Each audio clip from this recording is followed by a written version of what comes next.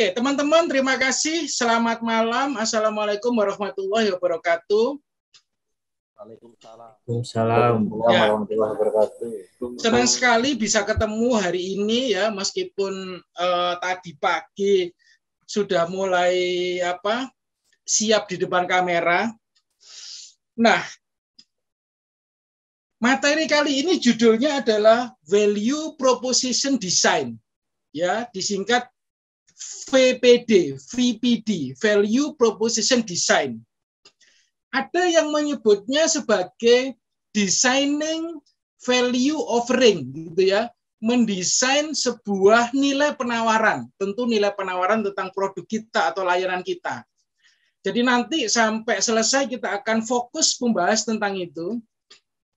Nah, kalau yang lalu ya, Business Model Generation, ini bukunya dikarang oleh Alexander Osterwalder. Nah, setelah buku ini booming gitu ya, hampir semua sekolah bisnis menggunakan buku ini sebagai referensi tentang bisnis model. Lalu nggak berapa lama ya, 2 tahun atau 3 tahun, muncul lagi bukunya, kelanjutannya. Karena audiens atau pembacanya memberi masukan, bagaimana kita bisa mendesain sebuah value proposition dalam bisnis model, karena value proposition itu kan ada di tengah ya. Teman-teman kalau masih ingat diskusi kita lalu, value proposition atau nilai unggulan sebuah produk atau jasa itu kan seperti sebuah stage ya, panggung. Di atas panggung itulah yang kita jual kepada calon pembeli kita. Masih ingat ya? Nah, kemudian muncul bukunya. Judulnya Value Proposition Design. Buku ini akan secara ringkas kita bahas dalam 2 jam ini. Mudah-mudahan ini akan cukup bermanfaat buat teman-teman. Kalau saya lihat bukunya keren banget gitu ya. Bagaimana kita bisa menajamkan diskusi kita untuk membuat sebuah value, sebuah benefit, ya, sebuah nilai, sebuah manfaat spesifik yang menceritakan keunggulan produk atau layanan kita. Kemudian muncul lagi bukunya, ya, muncul lagi. Sorry, sebelum ini ya, sebelum ini muncul lagi. Saya punya bukunya tapi nggak saya bawa. Setelah muncul Business Model Generation, ini kan untuk bisnis ya. Setelah itu muncul Business Model U, Business Model U. Jadi bagaimana membuat sebuah bisnis model berkaitan dengan peran kita. Apakah kita sebagai profesional, ya, sebagai lawyer, sebagai arsitek, sebagai accountant, sebagai dokter, atau sebagai profesional di sebuah perusahaan. Itu keren juga bukunya. Bayangkan bagaimana membuat sebuah bisnis model, tapi bisnis model U. Bukunya cukup laku gitu ya. Kemudian muncul lagi setelah itu ya bisnis model tim. Waduh, kalau tadi sudah company ya, kemudian you personal, sekarang tim. Saya kebetulan nggak bawa bukunya tapi saya ada. Baru kemudian muncul ini value proposition design. Nah, setelah ini muncul lagi, orang ini memang jagoan produktif ya. Muncul lagi bukunya, yaitu Testing Business Idea. Testing Business Idea. Setelah kita memikirkan, berdiskusi dengan tim kita sebelum di launching, gitu ya, bisnis model kita yang dipertajam dengan value proposition design, ada caranya bagaimana kita mengetes bisnis idea kita. Keren juga bukunya. Tapi malam ini kita spesifik membahas tentang ini, value proposition design. Oke. Sebelum lebih jauh, masih ingat ya, bisnis kita yang lalu ya, yang minggu lalu kita punya 6 grup, ya, 6 kelompok.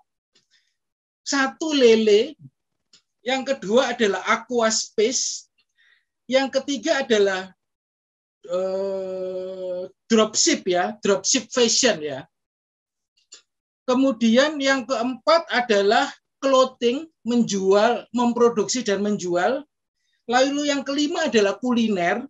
Dan yang keenam adalah minuman kopi dan teh. Nanti grup kita tetap akan seperti itu dan tetap akan ada exercise, latihan, supaya menajamkan pemahaman kita. Sehingga buat teman-teman di masing-masing kelompok, ketika kita membahas spesifik, coba pikirkan, kira-kira kalau ini diaplikasikan untuk bisnis lele, gimana ya? Supaya apa? Supaya nanti saat kita ada di grup kita lancar diskusinya. Oke ya, sepakat ya? Saya akan bagi malam Pak Fatoni. Oh ya, malam Pak Eli. Malam semua.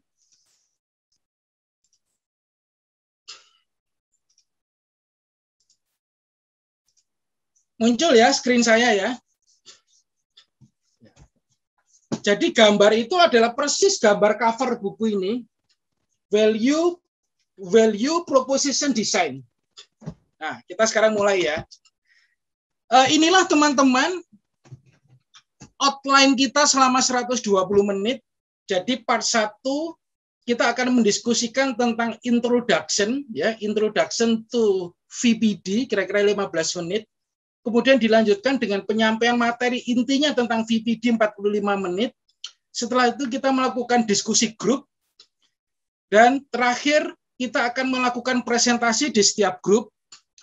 Filenya sudah saya berikan ke teman-teman Asia, khusus untuk presentasi VPD dalam bentuk PPT. Jadi teman-teman gunakan itu saja, itu akan menghemat waktu teman-teman.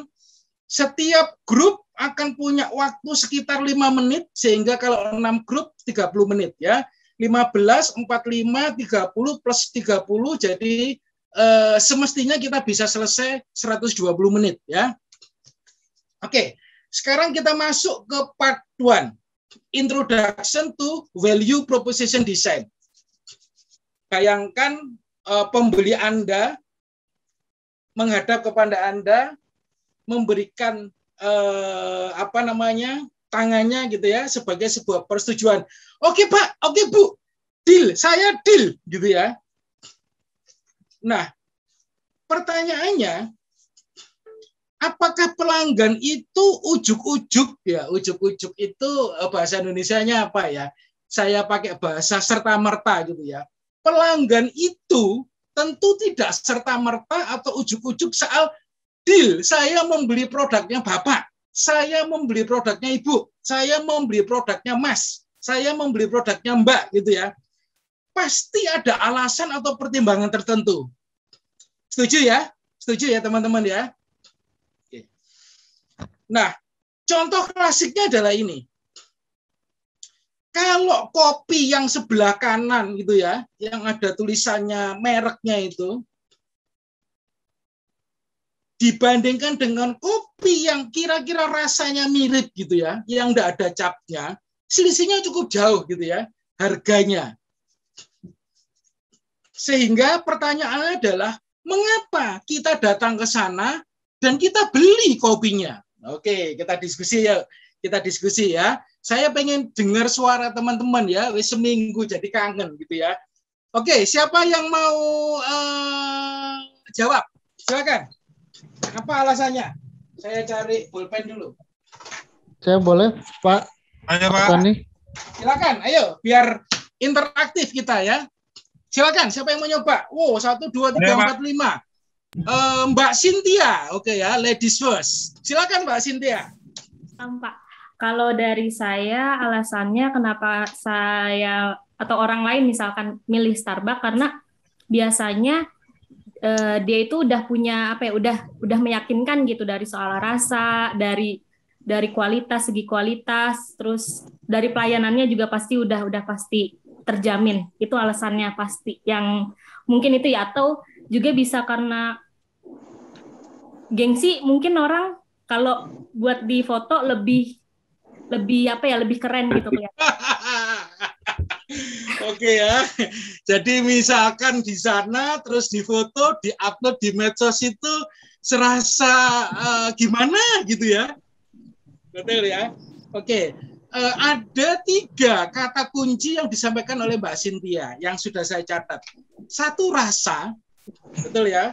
Kedua pelayanan. Ketiga adalah gengsi. Oke, siapa yang mau nambahkan? Ladies first lagi ya, Mbak Siti Purwani, silakan Mbak. Iya Pak, jawabannya nggak jauh beda sih dengan Mbak Cynthia. Tapi yang Oke, pertama pasti itu kalau anak-anak muda zaman sekarang kebanyakan gengsi ya Pak. gengsi, oke. Karena kayaknya terlihat keren gitu kalau minum di Starbucks daripada di warung kopi biasa.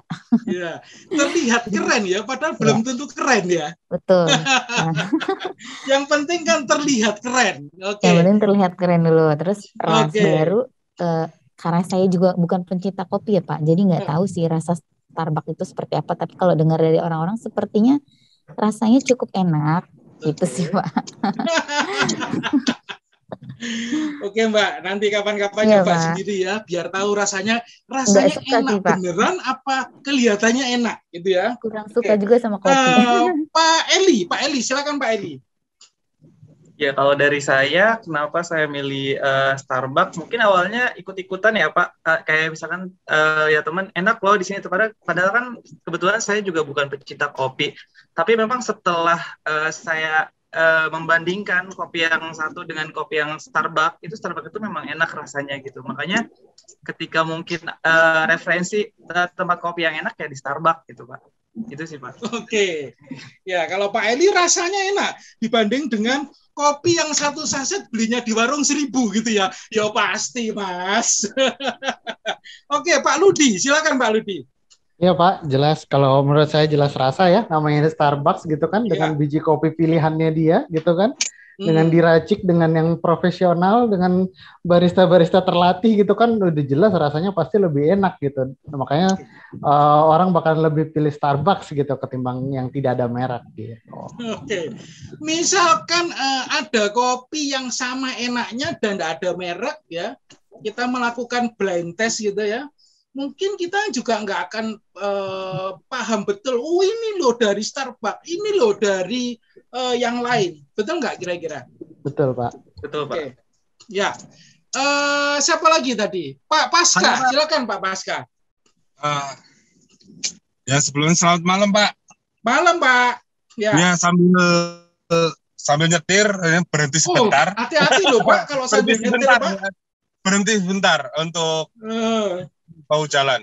Jadi kalau ke Starbucks lebih ke prestige ya Pak ya. Ya. Gaya dan bisa membuat diri kita wah, aku bisa bayar mahal. Aku bayar mahal. Kebetulan saya penikmat kopi Pak, bukan pecinta kopi. Pak. Saya penikmat kopi. Jadi prestige, instagramable, tempatnya comfort, nyaman, terus pelayanannya juga lebih bagus, terus tentang pembayaran pun mereka juga lebih bagus, ya. Tersedia wifi pasti, kalau di Starbucks pasti ada wifi-nya. Nongkrong lama-lama pun kita juga nggak dilihatin sama mereka. Kalau coffee shop, dia kalau nongkrong terlalu lama juga pasti dilihatin sama pemiliknya atau pelayannya, gitu kan. Untuk wadah orang bisa memiliki bergaining karena ini loh logo dari luar, prestasi itu dan instagramable itu. Selebihnya kopinya sih so-so, cuman lebih ke namanya itu black coffee sama kopi hitam, orang lebih condong ke Inggris-Inggrisan gitu loh. Oke. Nah ini saya suka testimoni dari penikmat kopi. Sebenarnya rasanya so-so kata Pak Paska gitu ya. Yang lebih menonjol adalah prestis ya, pelayanan, tempat atau suasananya yang nyaman. Kalau lama-lama nggak dipeleroi oleh pegawai atau stafnya, gitu ya. Betul. Oke, thank you Pak, thank you. Ada yang mau nyoba lagi? Mbak Putri, silakan terakhir ya. Ini Mbak Putri ya. Ya, terima kasih Pak Fatoni. Ya. Baik, kalau misalnya kita lihat dari dua gambar tersebut ya, ada dua gelas gitu, yang satu logo, yang satu lagi Starbucks.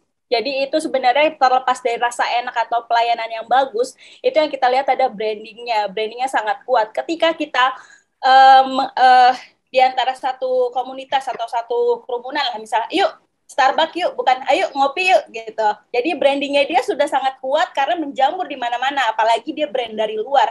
Kemudian betul tadi ada prestige di sana karena marketnya adalah middle to high end. Jadi menengah ke atas gitu. Jadi kalau misalnya kalangan bawah mungkin dia akan mikir berkali-kali lipat untuk bisa membeli kopi yang seharga 50.000 di Starbucks. Mendingan beli kopi yang lain yang misalnya harganya 18.000, 20.000 gitu. Kalau misalnya ingin mendapatkan hanya sekedar kopi gitu ya. Kemudian dia memang prestisius untuk kita upload ke sosial media gitu, Pak. Jadi orang melihatnya, wah ini kelasnya beda gitu, middle to high end.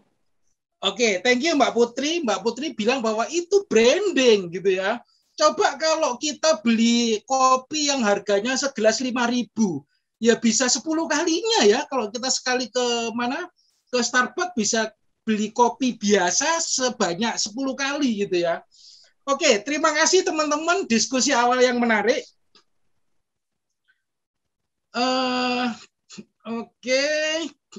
Ini yes, mengapa kita datang dan beli kopi? Nah, berdasarkan riset ya, 3 terbesar yang menjadi value proposition dari sudut pandang pelanggan Starbucks adalah 1, karena rasa kopinya ya. Kemudian yang kedua adalah tempatnya ya, suasana nyamannya tadi disebutkan itu sudah oleh teman-teman. Kemudian tadi juga ada menyebutkan pelayanan stafnya, Pak. Pelayanan stafnya itu ramah gitu ya, friendly. Inilah 3 value proposition yang menonjol di antara benak para pelanggannya. Nah, kita bilang bahwa pasti ada sebuah value proposition, ada sebuah value offering, ya, nilai penawaran yang signifikan yang menyebabkan pembeli itu memutuskan untuk membeli produk kita.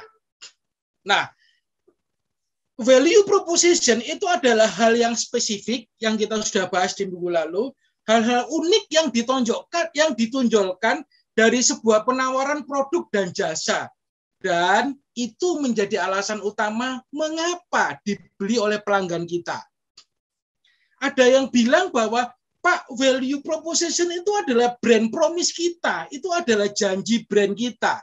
Ya, jadi tadi disebutkan terakhir bahwa itu adalah branding kita. Jadi kalau kita mau ngopi yang suasananya nyaman, ya, yang rasanya cukup enak, yang friendly staffnya, maka asosiasi brandnya itu tertuju pada Starbucks.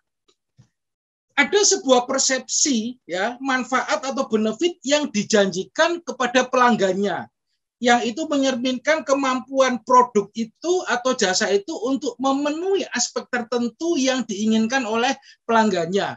Tadi kita sebutkan 3 aspek tertentu itu adalah ini, dan ini gitu ya. Kita sudah bahas tadi tentang Starbucks.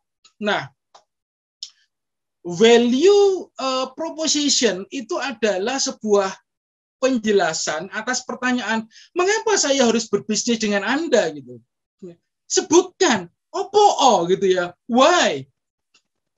Apa yang mendorong saya berbisnis dengan Anda? Nah, pada umumnya value proposition itu mengkomunikasikan tentang 3 hal. 1, apa masalah pelanggan yang akan dituntaskan? Nah, sebenarnya dalam sebuah diskusi tentang trigger atau pemicu penjualan itu cuma ada 2. Yang pertama adalah apa? Mengobati rasa sakitnya.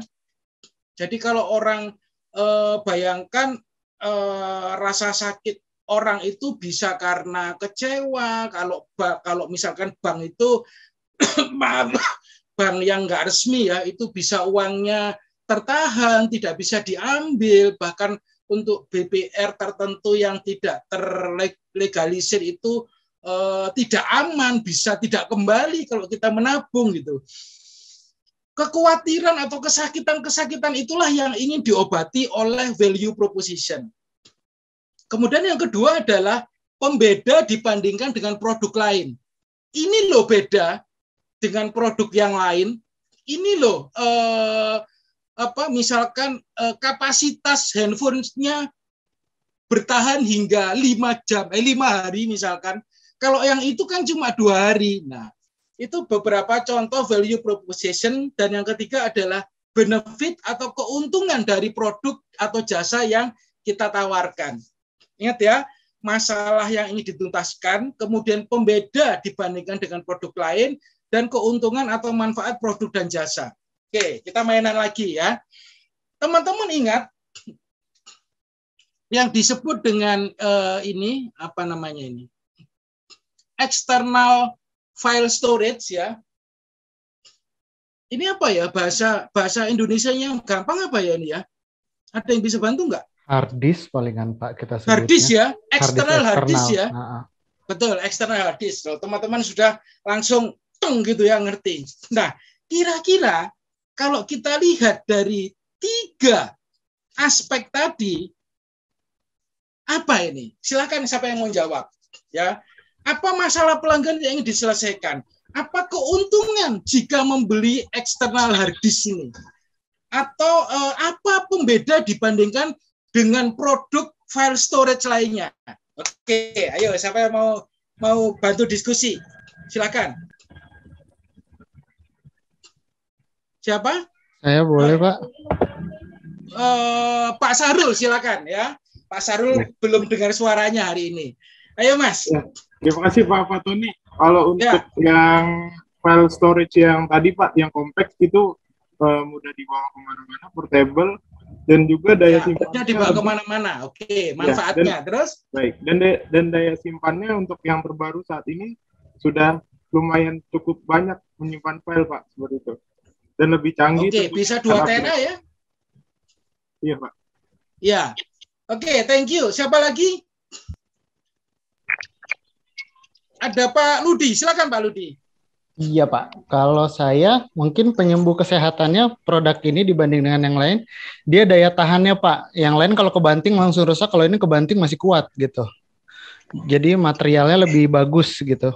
Ya, materialnya lebih bagus. Oke. Pernah nggak teman-teman mengalami filenya di laptop hilang ya karena masalah teknis? Yes, pernah Pak. Oke. Saya rasa itu juga bisa menjadi penyembuh dari kesakitan pelanggannya. Sebab kalau kita menyimpan di hard disk, ya, satu di hard disk dan satu lagi di storage-nya laptop, kalau ada apa-apa terjadi dengan laptop, kita masih punya backup-nya gitu ya. Dan itu menghilangkan rasa sakit ketika file kita di laptop hilang gitu ya. Saya rasa itu value penting hard disk luar ya atau external hard disk ya. Oke, balik lagi selain hard disk,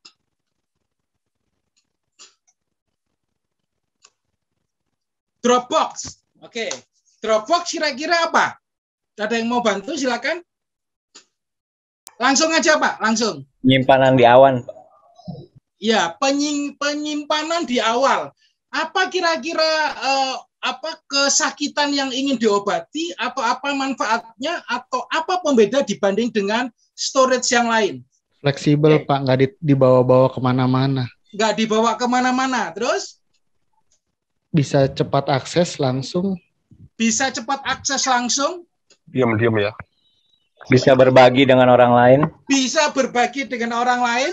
Oke ya. Nah ini, betul Pak ya. Dropbox itu masalah pelanggan yang ingin diselesaikan adalah kehilangan yang ada di laptop, bahkan yang di hard disk tadi. Ya, di hard disk pun masih ada risiko hilang. Melindungi file dengan menyimpan di internet, ya di awan, tidak bergantung pada device. Artinya bisa diakses di banyak device, mudah dibagikan kepada orang lain. Oke ya, oke keren ya, jagoan teman-teman. Nah kalau ini apa kira-kira? ingat iklannya seperti ada rasa manis-manisnya gitu. Ingat ya? Iya, betul, Pak. Iklannya ya. Nah, kira-kira apa masalah yang dinyelesaikan, apa keuntungannya, dan apa pembeda dibanding produk yang lain? Menghilangkan dahaga, Pak. Apa? Menghilangkan dahaga. Oke, nah, menghilangkan dahaga itu adalah problem yang ingin diselesaikan. Lalu apa? Bisa langsung dibawa gitu. Bisa langsung dibawa, terus apa lagi? Pembeda dibanding yang lain apa? Karena saya baik untuk kesehatan, Pak. Apa? Kalau yang karena ada manis-manisnya, Pak. Karena ada manis. Nah, terpengaruh iklan ya, terpengaruh iklan.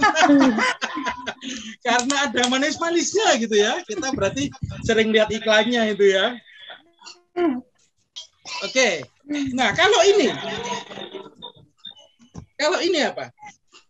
Super O. Oksigennya 12 kali lebih banyak dari air minum biasa. Air minum biasa itu mungkin le mineral tadi dianggap air minum biasa.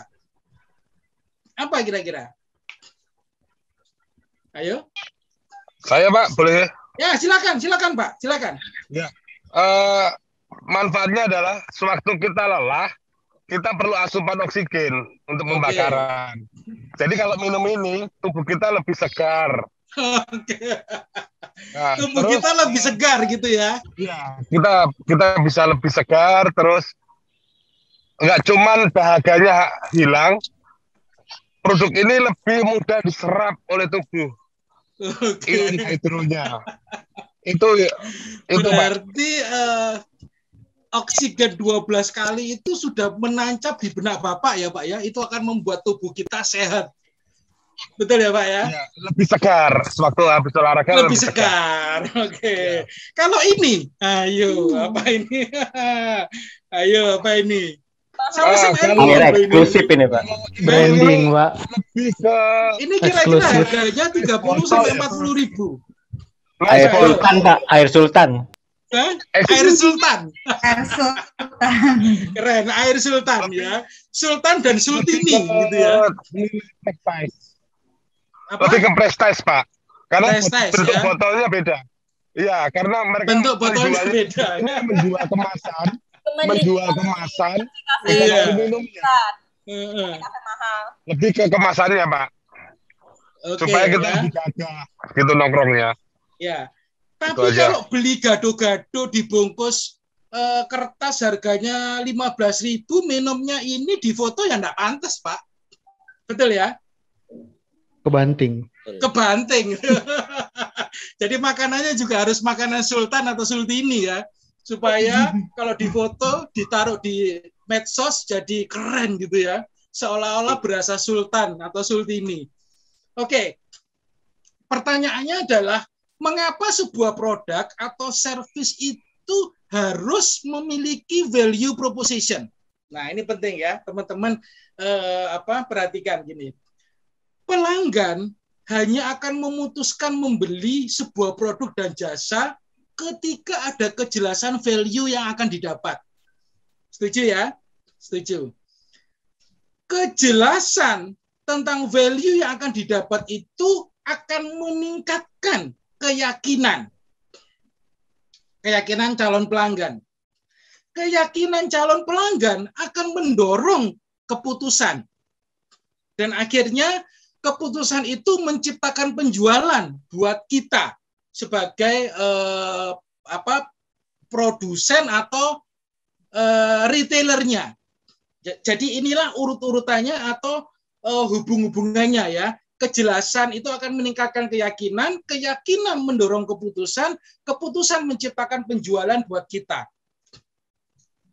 Nah, teman-teman, bila kita dapat menemukan titik-titik baru dan menghubungkannya dengan baik, maka kita punya peluang untuk menemukan ide tentang value, tentang produk yang baru. Setuju ya? Bila kita dapat menemukan titik-titik baru dan menghubungkannya dengan baik, maka kita punya peluang menciptakan ide value produk baru.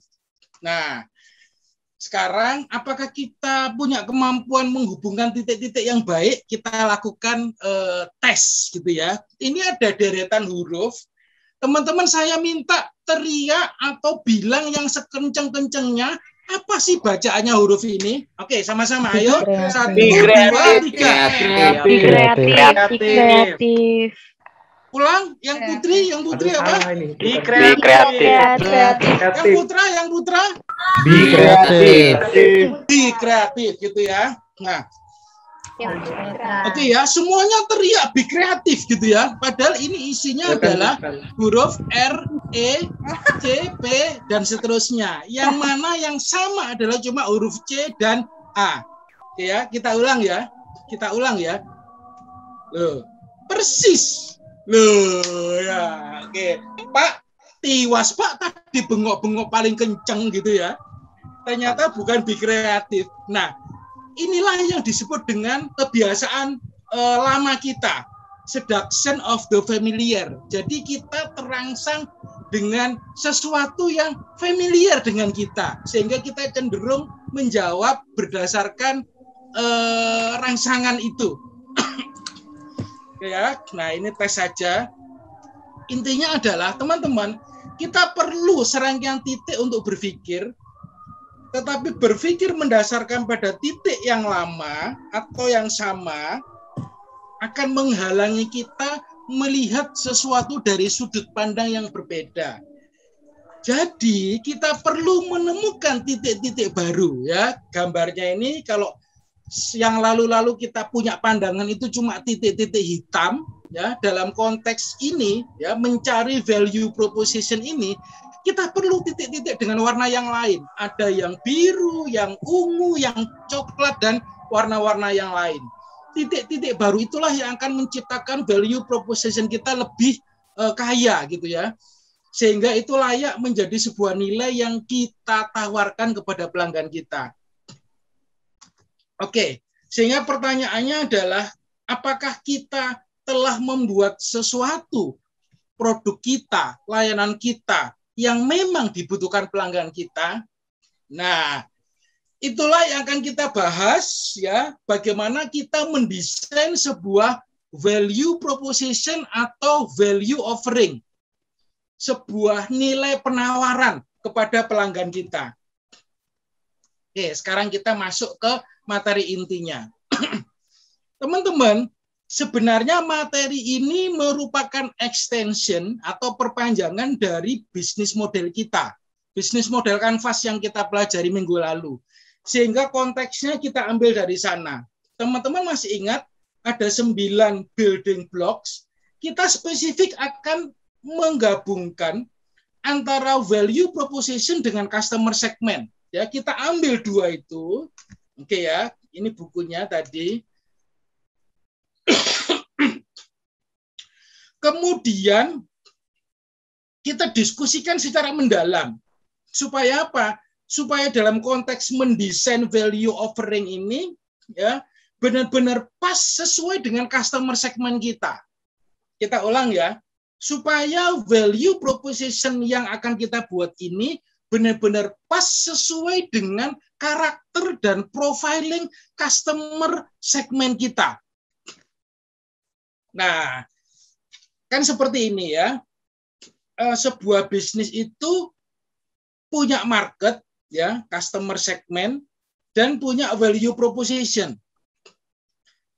Value proposition itu diturunkan dari mission, ya, mission sebuah company, kemudian diturunkan menjadi vision, dan diturunkan menjadi strategi. Ya, jadi pembuatan value proposition itu pun mesti memperhatikan apa? Filsafatnya dulu, falsafahnya dulu, supaya nggak menceng dengan vision company kita. Sehingga tantangannya adalah bagaimana kita mendesain sebuah value offering yang selaras dengan kebutuhan pelanggan di ceruk pasar sasaran kita. Nah, inilah value proposition canvas. Kalau teman-teman lalu sudah diskusi tentang bisnis model kanvas, ya, satu lembar itu yang isinya 9 kotak, maka value proposition canvas isinya adalah 2 bidang, 1 bulat sebelah kanan dan yang sebelah kiri adalah kotak seperti kotak amplop ya. Ingat-ingat seperti kotak amplop. Yang kotak amplop kita sebut sebagai peta nilai produk yang mana itu diturunkan dari pemahaman kita terhadap profil pelanggan yang kita bikin pada peta profil pelanggan. Ingat ya. Yang pertama tentu kita bikin dulu customer profile map-nya dulu. Di sana ada satu, apa customer job, saya lebih senang menggunakan apa customer hope gitu ya. Harapan pelanggan itu apa sih? Kemudian yang kedua adalah apa sih yang biasanya kalau pelanggan kita ditawari tentang sebuah produk yang berkaitan dengan customer hope tadi, itu akan cenderung dipikirkan oleh pelanggan. Itu apa sih? Sebaliknya, kita bertanya, apa sih yang kira-kira sangat diharapkan, merupakan ekspektasi, bahkan mimpi-mimpi seorang pelanggan kalau membeli sebuah produk itu gitu. Oke ya. Lalu kita ke nomor 4, kita membicarakan spesifik produk dan servisnya itu apa sih? Nah, kemudian kita memikirkan atau mendesain fitur-fitur unggulan yang kelima itu sebagai pengobat dari rasa sakitnya. Oke ya. Jadi 5 itu adalah mengobati 2, pengobat rasa sakitnya. Dan terakhir yang 6 itu adalah gen kreator. Bahasa aslinya gen kreator. Kira-kira poin-poin apa sih yang bisa kita desain, kita pikirkan tentang produk kita untuk apa? Melengkapi atau memenuhi yang nomor 3, tuntutan, mimpi, atau ekspektasi pelanggan. Jadi ini adalah sebuah proses yang berkaitan 1, 2, 3, 4, 5, dan 6. Oke. Sekarang kita diskusi mengenai gambar yang bulat. Intinya gambar yang bulat itu adalah kita membidik atau menyasar segmen pasar kita, lalu mengamati pelanggannya. Mengamati pelanggannya itu bisa ditanya, bisa disurvei, bisa dipersepsikan oleh kita dengan menemukan profilingnya. Kira-kira siapa itu pelanggan dengan karakteristik tertentu, membutuhkan apa, dan apa situasi yang dirasakannya. Inilah sebenarnya summary dari gambar bulat yang di sebelah kanan. Setelah kita tahu profiling siapa pelanggan kita, saatnya kita mendesain dengan gambar amplop ini. Yang kira-kira summary-nya adalah kita memikirkan ide produk apa yang selaras dan memenuhi profiling pelanggan tersebut. Lalu mendesainnya pada sebuah nilai penawaran yang merupakan penawaran unggulan dari produk atau layanan kita. That's it. Sebenarnya itu ya. Kita menemukan profiling pelanggan, kemudian kita mendesain sebuah nilai unggulan yang sesuai dengan profiling pelanggan. Nah, kita cari match-nya, kecocokannya. Kita cari perpaduan yang harmonis di antara pengamatan pelanggan dengan menciptakan atau mendesain nilai atau value-nya. Sampai sini mengikuti ya teman-teman ya. Kita ulang ya.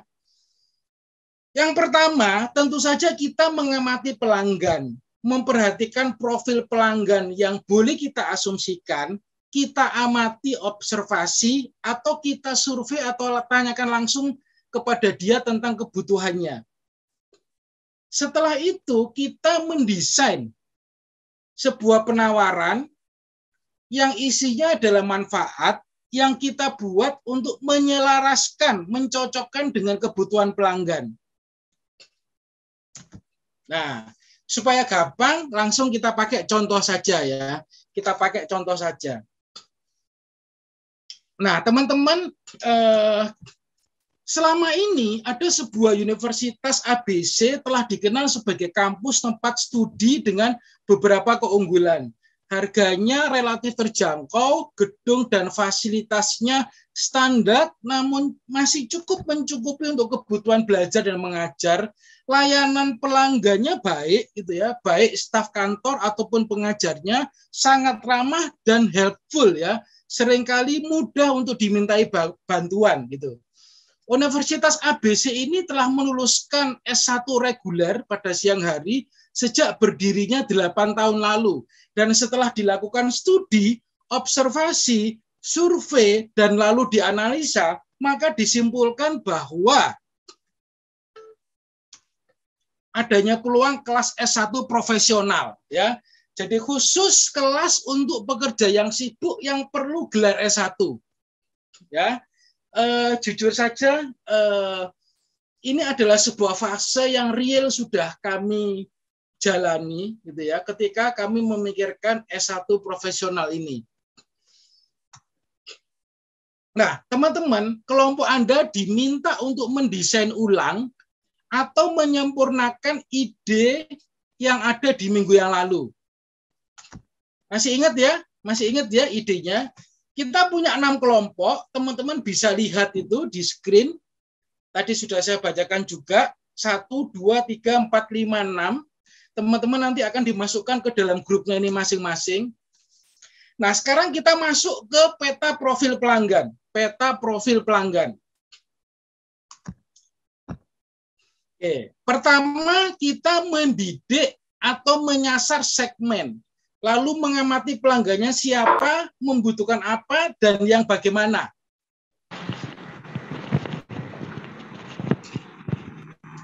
Nah, ketika kita membidik segmen pelanggan, kita pilih individu atau kelompok atau organisasi yang kita memang akan layani. Nah, seringkali kalau kita ditanya, kita mau melayani segmen pasar mana? Kita cenderung menjawab, ya semua Pak, buat orang yang sanggup membelinya. Ya iya sih, orang yang punya uang yang sanggup membelinya bisa membeli produk atau layanan kita. Tetapi tidak semua orang yang bisa membeli produk kita itu adalah segmen spesifik pelanggan yang kita sasar. Sehingga kita harus memutuskan siapa yang dipilih dan siapa yang diabaikan. Ya, kita ulang ya, siapa yang dipilih dilayani. Sebab kalau kita cenderung mengakomodasi orang yang sebenarnya bukan menjadi pasar kita, value proposition kita tuh menjadi kurang nendang gitu ya, kurang spesifik gitu. Nah, memilah sebelum memilih. Kita melakukan profiling pelanggan itu bisa dari sisi geografi, dari sisi demografi, atau dari sisi psikografi. Nanti teman-teman bisa lihat ini apa yang dimaksud geografi apa, lokasi, area, dan sebagainya. Nah, kita sekarang masuk ke peta profil pelanggan. Customer job, saya lebih cenderung menyebutnya sebagai customer hook, gitu ya. Customer hook ini apa sih? Customer hook ini adalah keinginan pelanggan seandainya membeli produk tersebut. Itu tentu akan memenuhi keinginan dan kebutuhannya yang bisa kita klasifikasikan pada 3 aspek penting.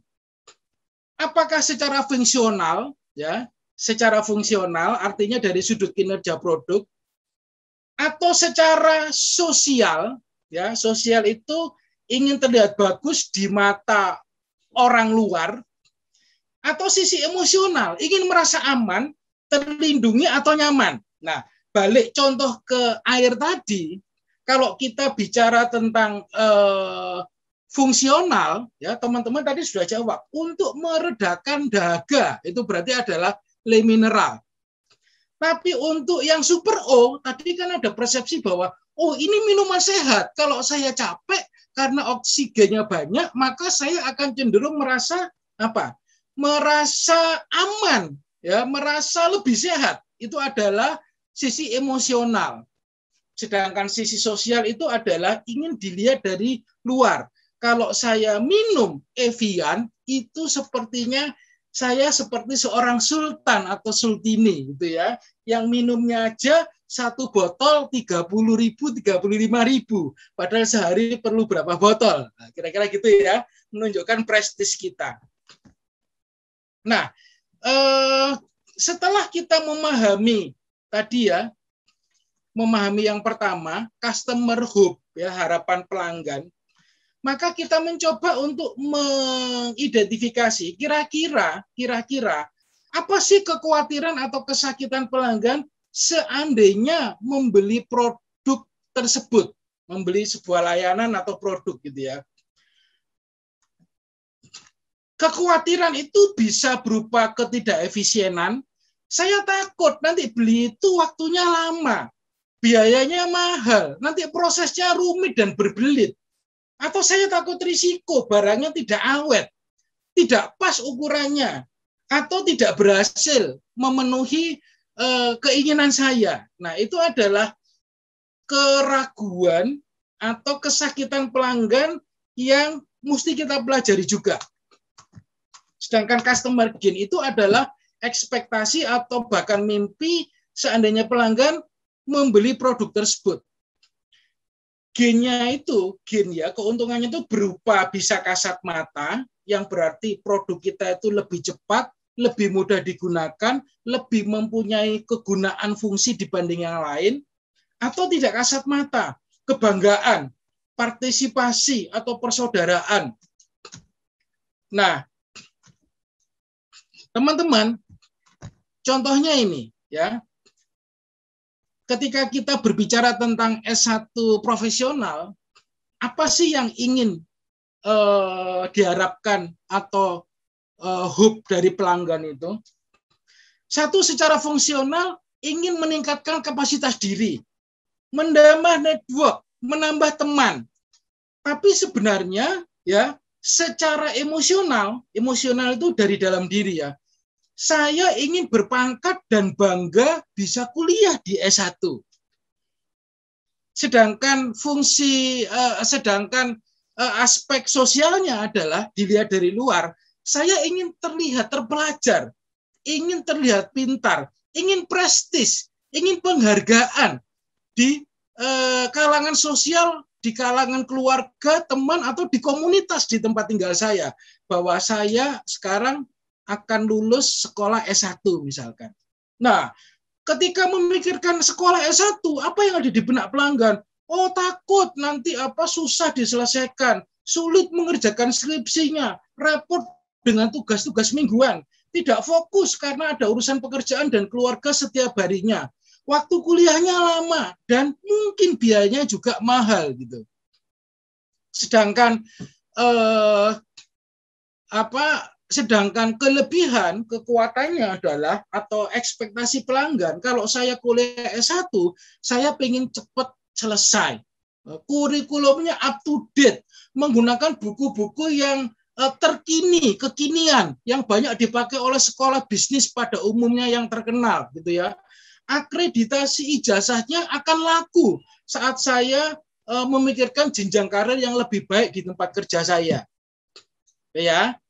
Nah, inilah contoh ketika kita memikirkan profil pelanggan kita terkait dengan segmen pelanggan pekerja yang sibuk pada kelas menengah yang berminat gelar S1 secara praktis. Ya.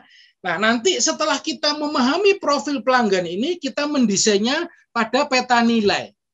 Sekarang kita masuk ke materi tentang peta nilai.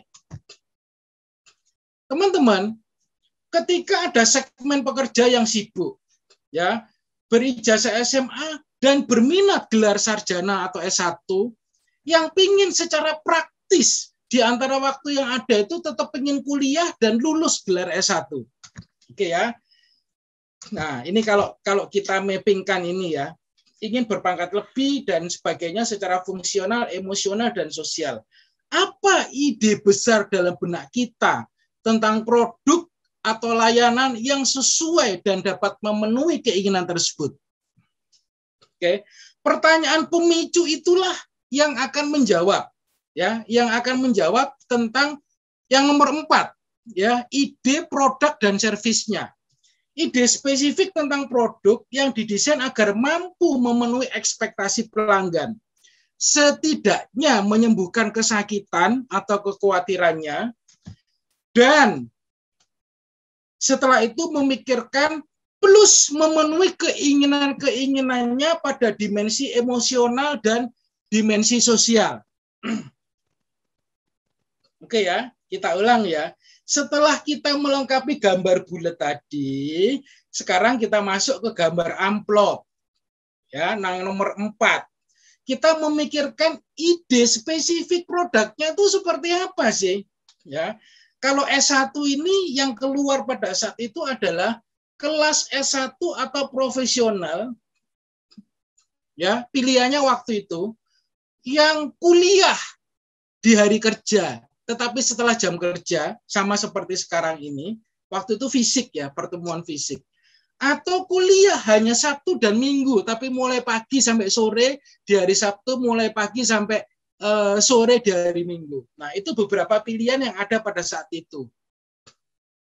Ya, setidaknya itu akan menyembuhkan kesakitan atau kekhawatirannya. Plus juga diharapkan akan memenuhi keinginan pada dimensi sosial dan emosional. Nah, setelah itu kita mencoba untuk memikirkan poin-poin apa ya yang bisa menyembuhkan rasa sakit dari pelanggan kita.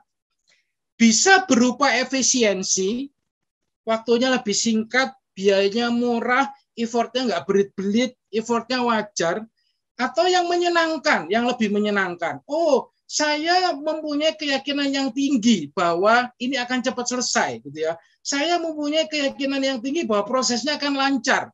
Saya punya keyakinan yang tinggi bahwa saya tidak akan terganggu urusan pekerjaan maupun keluarga, karena tugas-tugasnya sedikit atau minimal sekali. Itu beberapa poin yang kita bisa pikirkan. Nah, setelah itu adalah kita memikirkan keuntungan tambahan seandainya membeli produk tersebut yang sifatnya adalah pendorong, yang memberi lebih dari sekedar yang biasa-biasa saja. Dan kita sebut ini sebuah delight, ya, sebuah rasa senang yang diharapkan akan melebihi dari apa yang dipikirkan oleh pelanggan kita sebelumnya. Ya, jadi ini poin-poin booster pendorong yang menjadikan pelanggan akan lebih senang kalau dikasih ini, didesainkan begini gitu. Oke ya, inilah summary penjelasan tentang apa sih yang ada di poin, apa sih penjelasan atau pokok yang ada di setiap bidang di dalam value proposition canvas 1, 2, 3, 4, 5, 6. Nah, balik ke contoh ini. Ingat ya tadi ya, ada peluang tentang S1 profesional. Maka yang muncul adalah kelas S1 karyawan masuk pada malam hari kerja, Senin sampai Jumat. Setelah jam kerja, ya jam-jam segini. Nah, apa kira-kira poin yang bisa menyembuhkan rasa sakit? Oh, skripsinya diganti saja dengan proposal. Oke, berarti kekhawatiran bahwa skripsinya akan susah akan diobati dengan apa? Project atau proposal yang menggantikan skripsinya, sehingga kesakitan itu akan terobati. Atau tugas itu dilimitasi, ya, hanya 1 kali saat UTS dan 1 kali lagi saat UAS. Berarti kekhawatiran rasa sakit tentang kerepotan dengan tugas mingguan itu tidak akan tidak akan dijumpai, karena kita akan melimitasi tugas hanya pada 2 titik saja, UTS dan UAS. Tentang absensi, ya, tentang absensi. Nanti absensinya fleksibel saja, boleh off maksimal 20%. Off itu bolos artinya. 20%. Nah, kalau sekarang ini pandemi lain lagi. Gimana kalau sebagian besar kita lakukan offline? Nah, ini juga sebagai sebuah poin yang menyembuhkan rasa sakit.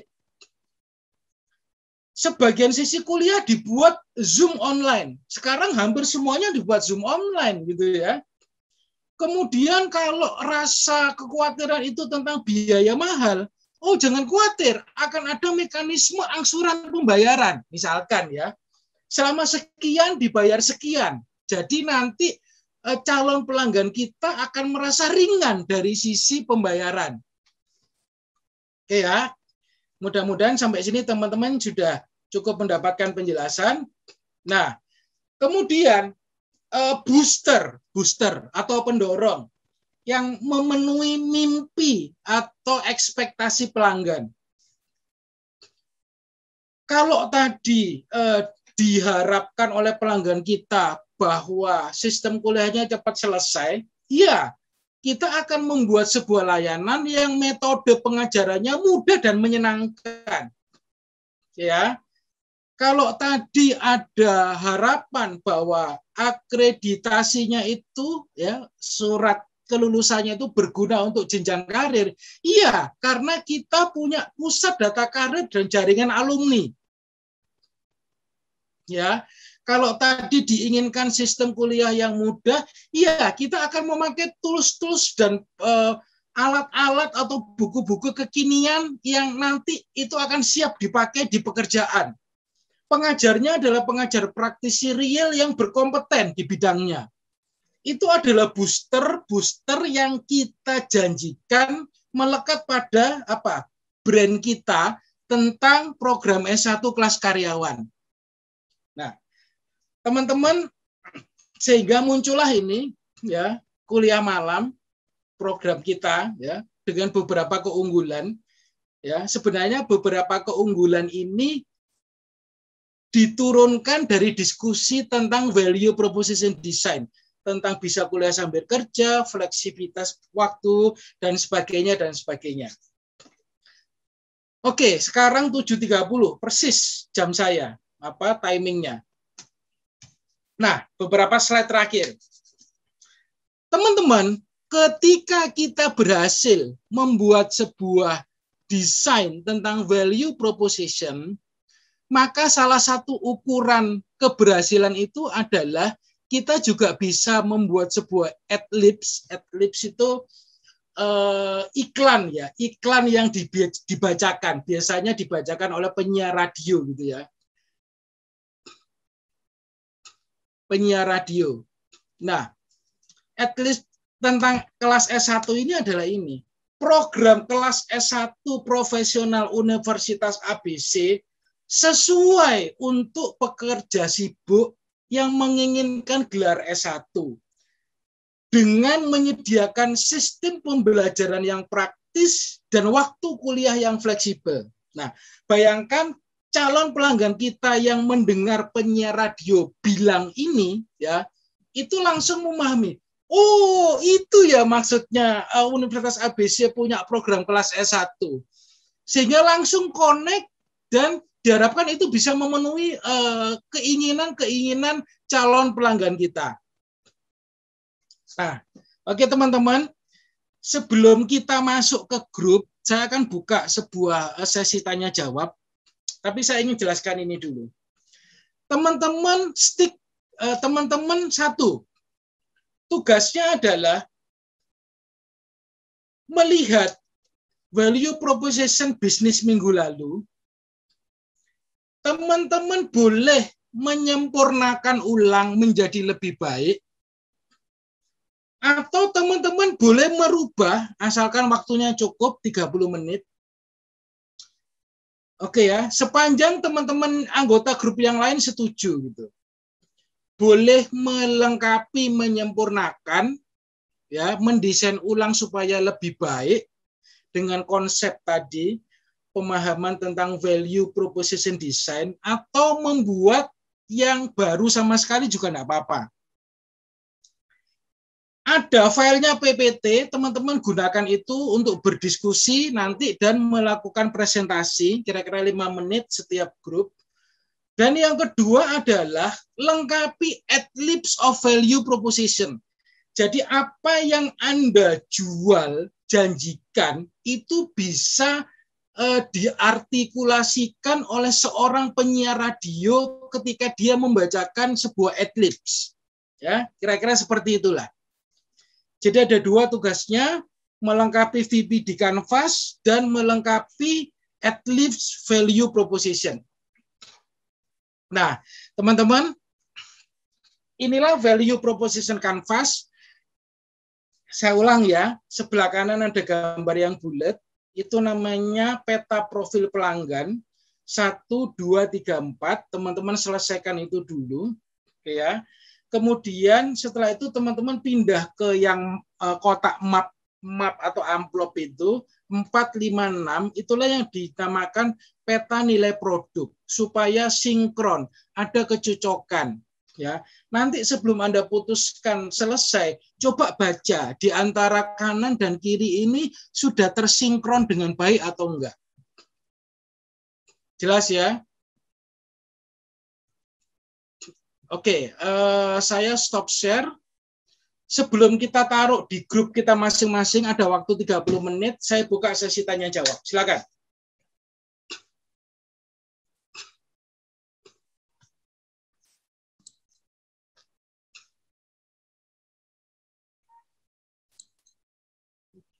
Nggak ada ya, berarti semuanya cukup jelas.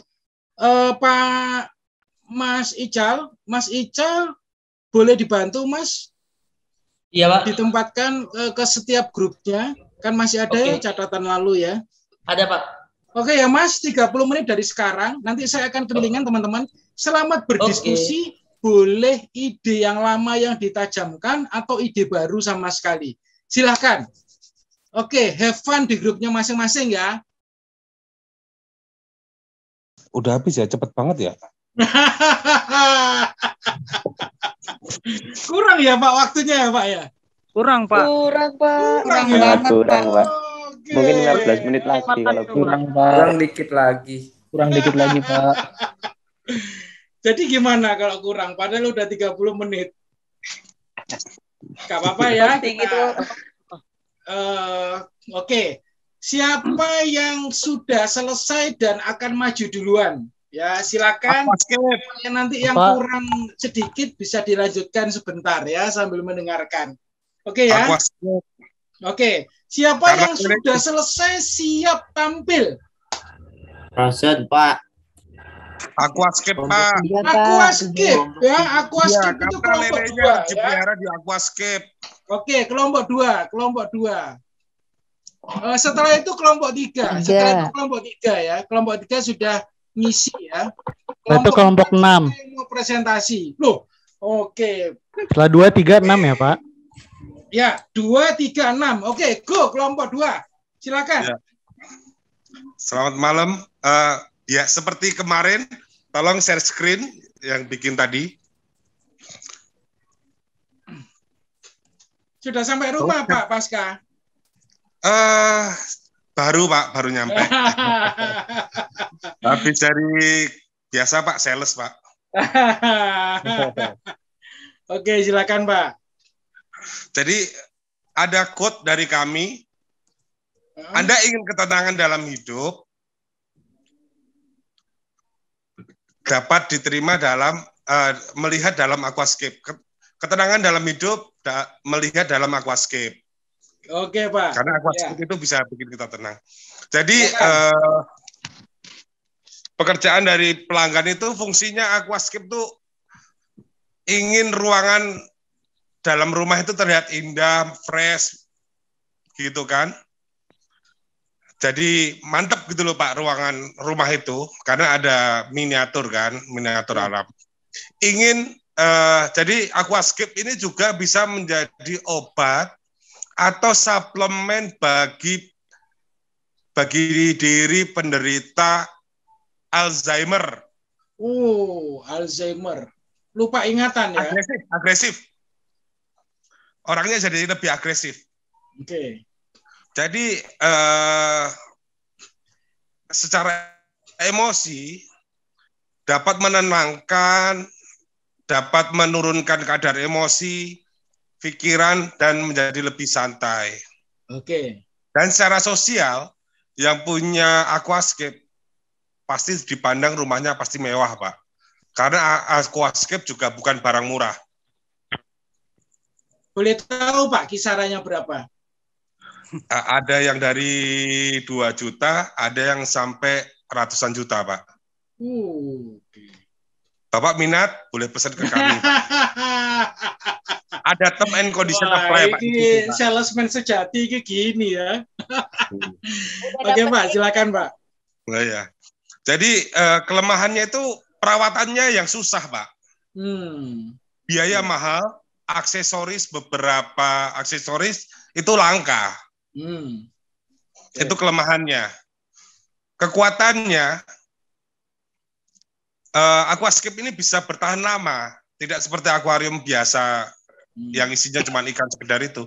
Tapi bisa bertahan lama sampai 3 tahun karena ada tanaman-tanaman yang lain-lainnya kan. Ini mudah dirakit kalau yang belinya compact. Yang sudah ready stock itu mudah dirakit. Bergaransi. Tapi ada tulisan kecil, Pak, term and condition apply. Dan untuk produk dan layanan aquascape adalah ada tema pegunungan, ada tema air terjun. Di dalam akuarium itu bisa kita buat seperti air terjun loh, Pak. Jadi bisa menikmati seperti alam terbuka. Kalau kita mau yang hobi astronot ya kita buat seperti universe, ruang angkasa juga bisa. Dan kita bisa menyediakan semuanya itu dalam bentuk miniatur. Dan sesuai apa yang customer minta, custom design, customize. Nah, kita punya penyembuhnya. Tadi ada kesakitannya, kita ada obatnya, Pak. Apa itu? Kita ada after sales, karena semua produk kalau tanpa after sales juga nothing. Kalau kami ada layanan call, jadi bisa langsung menghubungi atau bisa diakses secara mandiri di medsos. Karena kami kemarin ada e-learning, jadi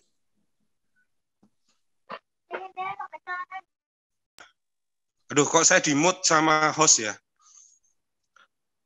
Jadi bisa diakses secara mandiri di medsos, ada YouTube, kanal-kanal yang lain. Bisa, kalau biaya mahal, ya bisa dicicil. Kita bangun secara bertahap. Dan bisa mensuplai aksesoris.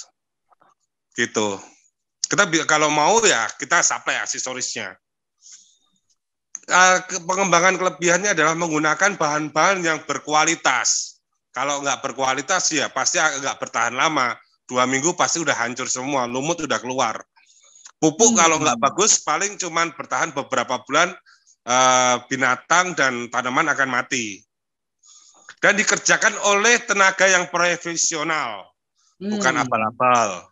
Jadi ini udah bersertifikat aquascape, Pak. Terus kita juga menawarkan banyak promo yang menarik. Kalau nggak bisa merakit, ya kita siapkan promo-promonya dalam bentuk bundling. Gitu, Pak. Jadi itu peta kami dari Aquascape tim 2. Terima kasih, Pak. Oke, ya kita kasih aplaus untuk grup 2 Aquaspace ya. Pak, by the way itu indoor atau outdoor, Pak? Untuk Aquascape itu bisa outdoor, bisa indoor. Oke. Iya, karena bentuknya mini kan, Pak. Kalau di outdoor itu seperti kolam ikan, tapi kita bentuk kayak landscaping. Kalau Aquaspace indoor itu mirip akuarium. Ya.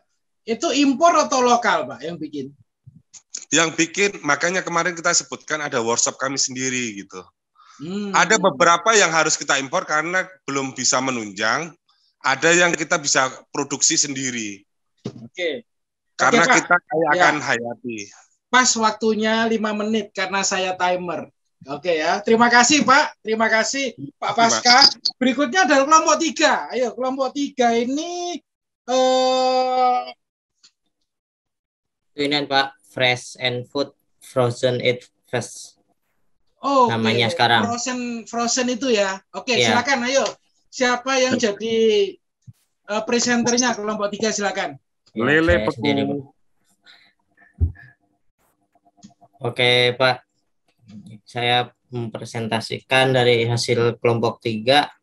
Kita ada ininya ibu rumah tangga dan pekerja kantor yang sibuk pesan makanan di Eats saja. Untuk pekerja pelanggannya, fungsionalnya itu praktis, lebih elegan dalam pengemasan. Lalu emosionalnya mengikuti tren, memberikan pilihan makanan yang menarik keluarga, menghemat waktu. Lalu sosialnya, packingnya menarik sehingga menambah prestige. Oke, prestis ya. Ya, Terus? untuk kesakitan atau kelemahannya itu produk tidak tahan lama, Pak, karena kan produk makanan itu hanya expirednya cepat kan itu. Iya. Produk cenderung monoton. Lalu beli sedikit kurang, beli banyak malah mahal. Maksudnya Kadang kan apa kita ini? gitu. Jadi kalau Beli kita mau sedikit beli kurang, beli banyak mahal. ya, kalau mau beli sedikit itu kan rasanya kok kurang gitu kan. Kita mau Oke, beli kurang banyak banyak malah ya. mahal. Iya gitu, Pak. Lalu tidak paham pembelian online. Lalu untuk kelebihan kekuatannya itu mudah dimasak atau bisa langsung dikonsumsi.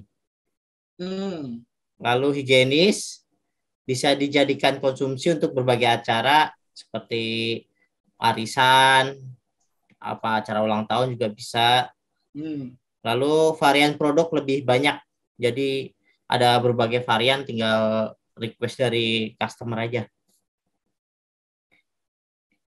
Untuk produk dan layanannya homemade, fresh and frozen food ya, Pak. Ya.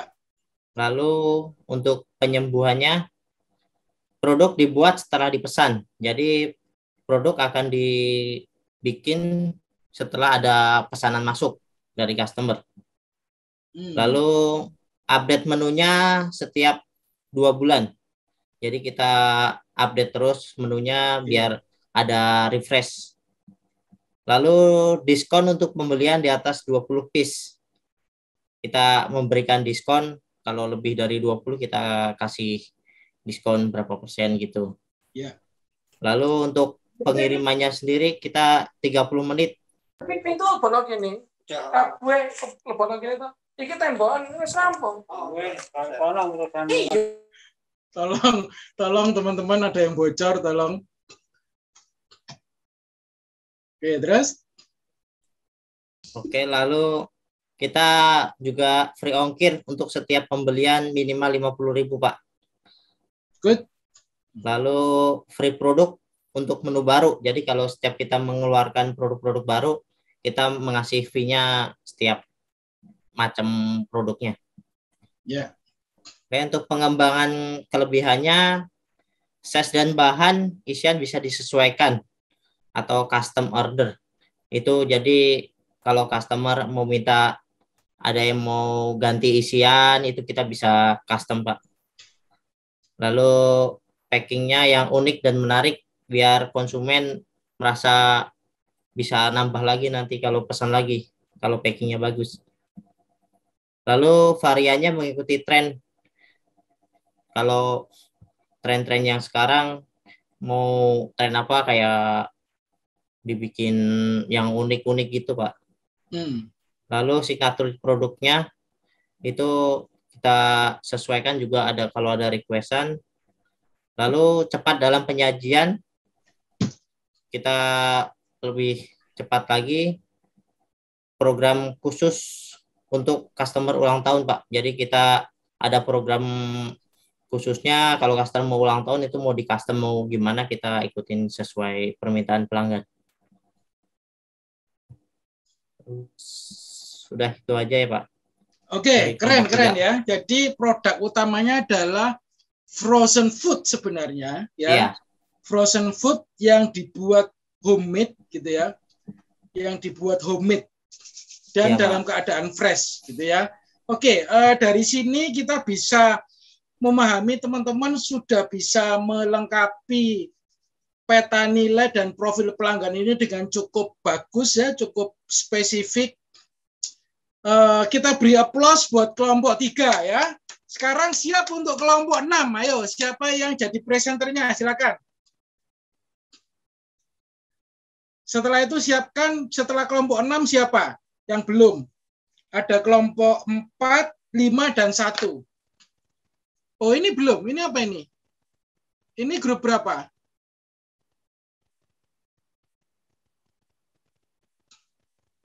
Gak bisa unmute, Pak. Wah, ini mesti Mas Ical ini. Harus dibantu Mas Ical. Mas Ical, silakan dibantu Mas Ical.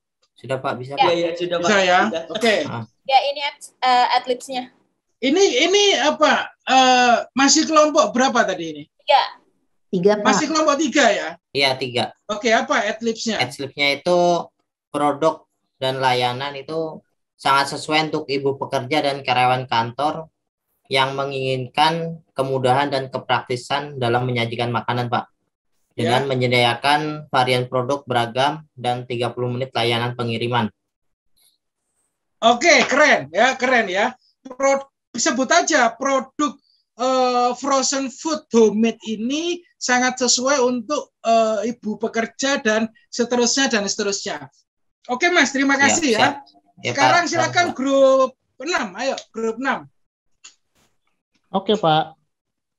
Baik, saya share. Ya. Kopi dan teh ya. Ya, segmen pelanggan kami adalah milenial dan eksekutif muda, gitu. Yes. Kemudian untuk fungsionalnya itu kita tempat yang nyaman untuk beraktivitas, entah itu untuk nongkrong, entah itu untuk menulis skripsi, entah itu untuk bekerja, gitu ya. Kemudian emosionalnya yang ingin berasa segar ataupun ingin berasa sehat, atau bahkan menghilangkan stres dengan minum kopi atau teh gitu ya. Kemudian sosialnya yang ingin terlihat keren kan, nongkrong di kafe gitu kan, beraktivitas di kafe gitu kan, begitu juga prestis dan jadi pusat perhatian. Pengen jadi pusat perhatian update sosial media, nah itu fungsi sosialnya. Lalu kemudian kesakitan atau kelemahan kebutuhannya dari customer ini adalah bahan baku yang tidak seimbang nih. Kadang-kadang es batunya kebanyakan, yang ini kadang-kadang kemanisan, yang ini nggak ada rasa kopinya, rasa gula doang gitu ya. Ada juga harga yang mahal gitu. Kalau untuk kopi, aduh di kafe mahal kali ya gitu. Nah terus untuk kelebihan kekuatannya, kita ada konten harian di Instagram, kita pasti post terus, di TikTok kita juga pasti post terus gitu ya. Terus ada juga nih, selain itu juga kita ada kelas untuk bonding. Jadi contoh misalkan kelas untuk meracik kopi yang baik gitu, kelas minum teh gitu. Jadi ada interaksi dengan customer lah ya, jadi ada kelas untuk bondingnya. Terus juga bahkan kita ada produk untuk kesehatan gitu loh, nggak cuma kopi sama teh juga gitu ya. Dan kita tempatnya nyaman. Ada outdoor untuk yang mau smoking, ada indoor untuk yang mau nyaman, dan ada co-working space bahkan yang untuk bekerja gitu ya, sambil mau nge-zoom gitu, aduh bingung di mana nih nge-zoomnya, nah di sini karena kita free wifi gitu ya. Ada drive-thru juga, dan juga ada live music. Nah, kemudian produk dan layanan kita adalah kopi dan teh premium. Kemudian ada edukasi untuk customer. Edukasi untuk customer itu tadi kelas untuk bonding tadi itu, entah meracik kopi gimana yang baik gitu, entah juga kelas minum teh kayak di Jepang gitu kan, ada aturannya gitu ya, kayak seperti itu kurang lebihnya. Terus ada juga 24 jam layanan kami. Nah, untuk penyembuhan kesakitannya, untuk bahan baku yang tidak seimbang nih, dari bahan baku yang tidak seimbang kita, ada barista kita terlatih. Kita latih dulu, nggak main langsung bekerja, kita latih dulu gimana cara meracik kopi, komposisinya, kita quality control juga gitu. Bahkan ada menu by request, misalkan, aduh saya mau gulanya sedikit aja, atau saya mau es batunya sedikit aja gitu ya. Dan untuk memfasilitasi harga yang mahal, kita ada program membership. Beli 10 nanti gratis 1 kopi gitu. Beli lagi 5 kopi, gratis lagi apa gitu. Kemudian ada juga cashback gitu ya. Cashback pembelian 10% gitu atau 15% gitu. Dan ada jenis ukuran nih harga yang mahal. Aduh nggak bisa beli yang gede, tapi dia bisa beli yang kecil dengan harga yang range harganya yang cukup jauh lah gitu, lebih cukup masuk akal. Kemudian pengembangan kelebihan kita di konten hariannya itu kita kembangkan lagi dengan kita kolaborasi dengan influencer. Ayo ajak influencer, gini dong endorse Cafe Segar dong gitu. Nanti kita kasih produk ini deh selama ini gitu, dan kita juga akan memberikan red card juga, bayar juga untuk red cardnya berapa. Kemudian ada kelas untuk body ini konsultasi nih ke konsultan kesehatan nih di situ gitu loh. Oh Bapak ada penyakit ini, Bapak lebih baik teh ini loh Pak, teh ini bisa ini gitu. Jadi ada konsultannya. Kemudian untuk tempat yang nyaman juga pelayanannya digitalisasi nih, full pesan menu bisa langsung QR code, scan QR code, kemudian udah langsung ya udah pesan di situ. Terus di situ terlihat menu apa aja yang sudah habis, nggak perlu nunggu Pak menu yang ini masih ada nggak gitu, nggak perlu repot gitu ya.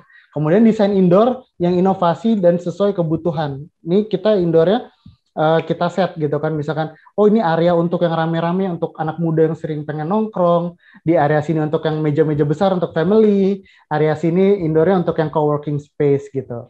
Dan kemudian untuk melebihi kekuatan live music kita juga undang penyanyi yang naik daun nih, yang lagi naik daun kita undang untuk mereka mini konser di situ. Jadi untuk Adlibs-nya adalah produk atau layanan kafe segar sangat sesuai untuk milenial dan eksekutif muda yang menginginkan tempat nongkrong yang nyaman dan ada live music dengan menyediakan pelepas dahaga yang segar dan sehat. Sekian dari kelompok 6. Terima kasih, Pak. Keren ya. Cukup komprehensif gitu ya. Cuma saya tanya, tadi itu tempatnya memang benar buka 24 jam? Iya, Pak. Kita buka 24 jam. Ada call center-nya kali. Ada yang jawab, tenang aja. Ada, tenang. Konsultan kesehatan, konsultan kopi banyak di situ. Oke ya, sekarang grup berapa setelah grup 6? Ayo. 4. Grup 4 ya? Ya, oke, Pak. Oke, silakan grup 4. Oke, aku share screen dulu.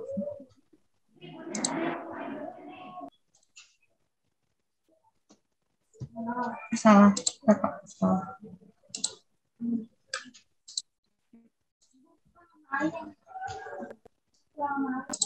Sorry Pak, banyak file yang dibuka jadi bingung.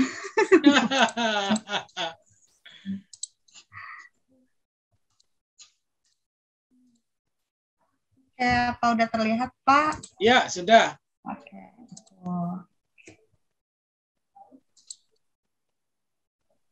Habis ini kelompok 1. Oke, setelah 4 1 ya.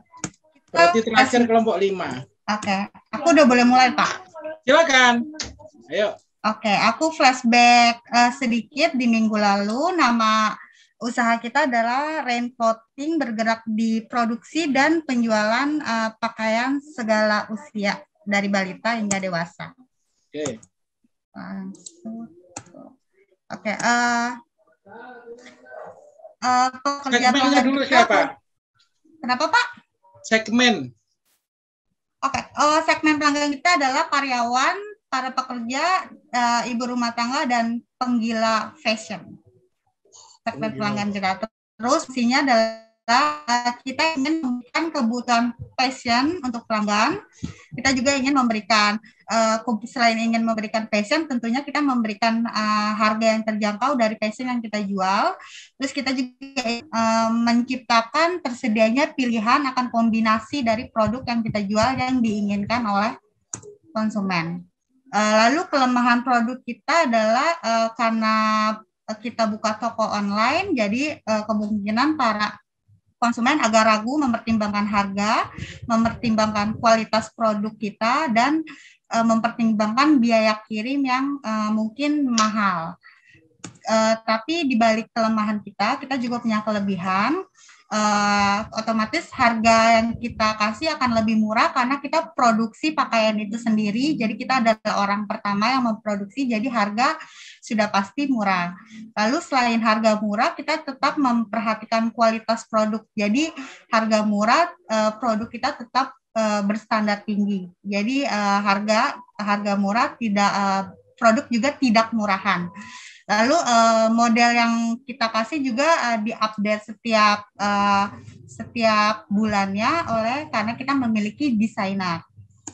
Lalu untuk menyembuhkan kesakitan itu, kelemahan itu, kita di sini memberikan beberapa promosi ya. Kita ada potongan harga, tentu saja dengan syarat dan ketentuan berlaku. Kita juga memberikan garansi, mungkin ada yang size-nya kebesaran atau size-nya kekecilan, kita memberikan garansi itu tentunya dengan syarat dan ketentuan berlaku juga. Terus karena concernnya pelanggan ongkirnya mahal, jangan khawatir. Kita juga memberikan free ongkir untuk syarat dan ketentuan berlaku atau diskon ongkir. Jadi pelanggan tidak perlu memikirkan ongkos kirim lagi. Terus untuk produk layanan, kita produksi dan menjual pakaian pria dan wanita, usia balita dan usia dewasa. Jadi semua kita memproduksi itu dan menjual itu langsung.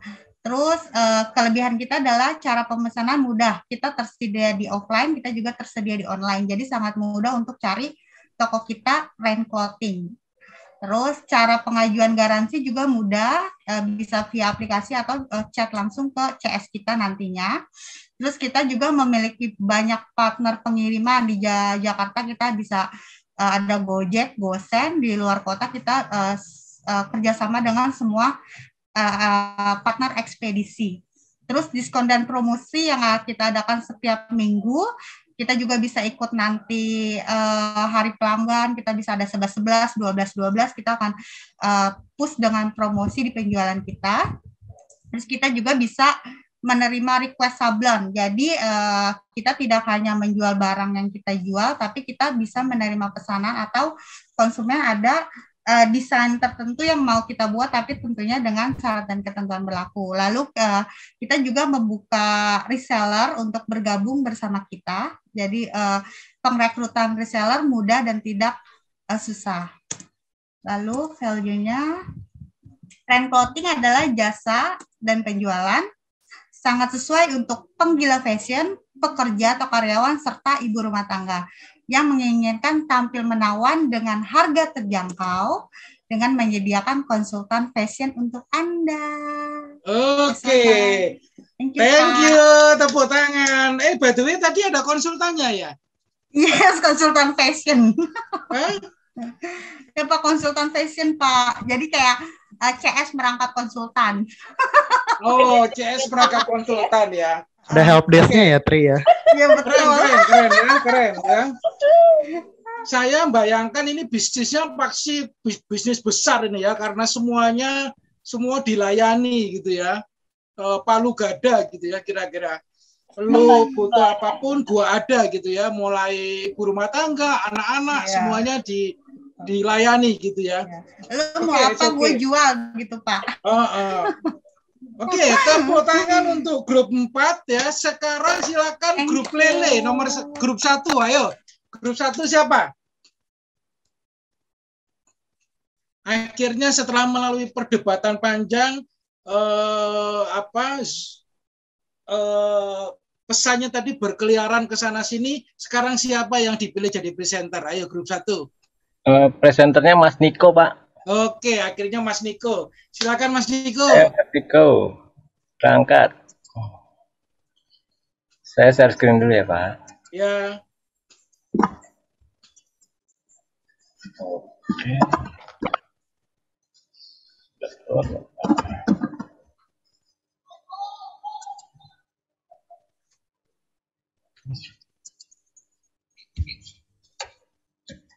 Ayo Mas Niko, silakan. Oke. Dimulai dengan segmen pasar yang dituju siapa ya, baru kemudian dijelaskan yang atasnya.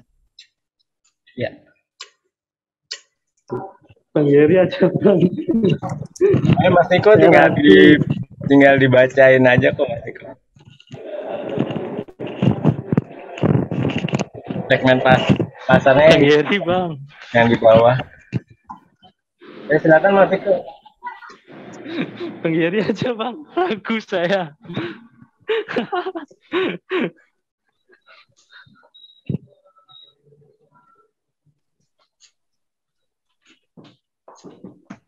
Mbak itu tadi ada Mbak apa? Mbak siapa tadi namanya? Mbak aktif dong.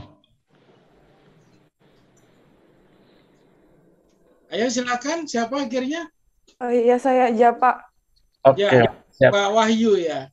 Arvita. Ya, maaf Pak Mbak ya saya. Ya. Oke Mbak Afri, silakan Mbak. Ya. Arvita Pak. Ya, Arvita silakan. Ya. Oke. Jadi segmen pelanggan kami itu Iya, ini yang di bawah Mbak. Ya, ibu rumah tangga yang bekerja, profesional muda yang tidak anak kos yang butuh makanan cepat saji tahan lama.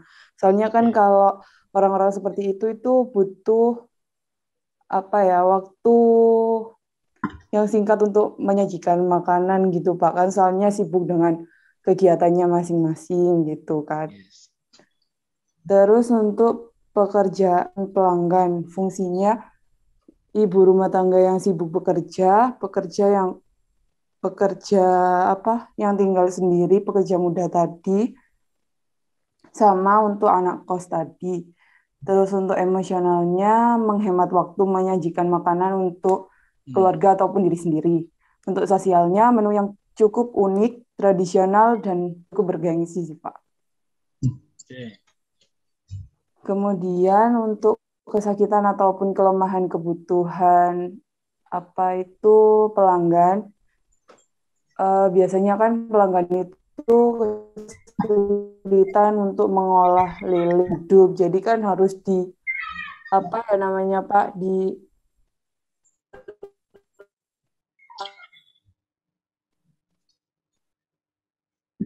Suaranya hilang ya? Iya, suaranya hilang, betul. Enggak. Kan, jadi butuh waktu yang lama. Kemudian untuk kelebihan ataupun kekuatannya itu jadi lebih praktis, hemat waktu dalam memasak karena nggak perlu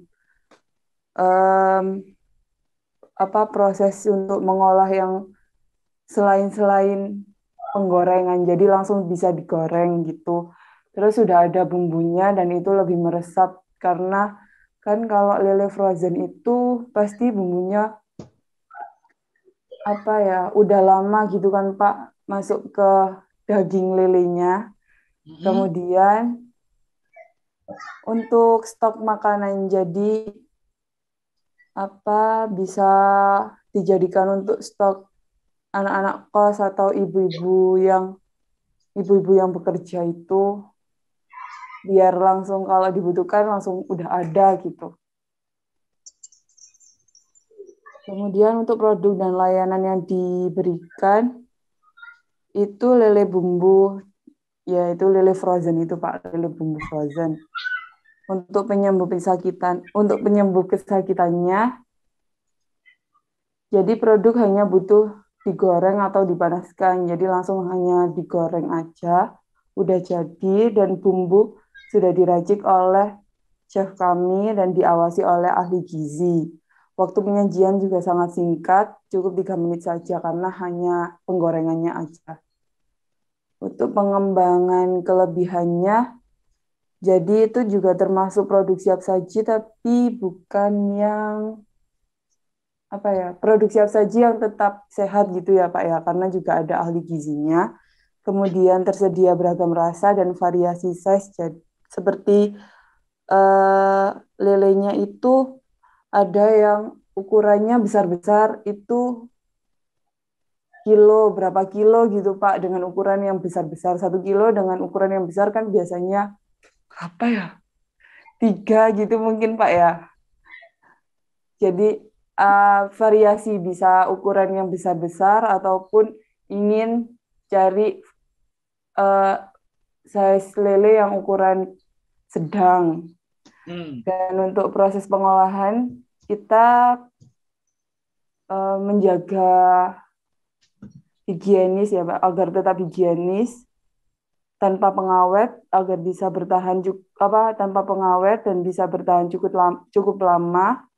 Pemesanan dengan sangat mudah agar pelanggan kita mudah untuk memesan lele yang kita jual. Salam. Nah, yang ini. Lele bumbu frozen sangat sesuai untuk ibu muda bekerja, profesional muda, serta anak kos yang menginginkan makanan unik cepat saji yang tahan lama.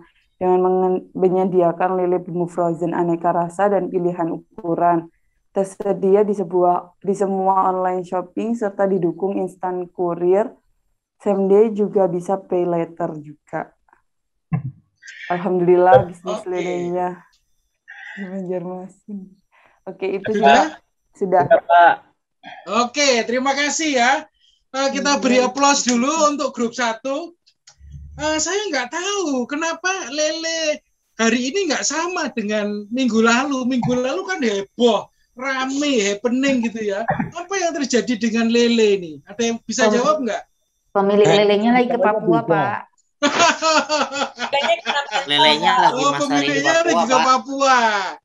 Lagi survei, Pak. Lagi survei dia ke Papua, Pak. Minggu lalu kan heboh banget gitu ya.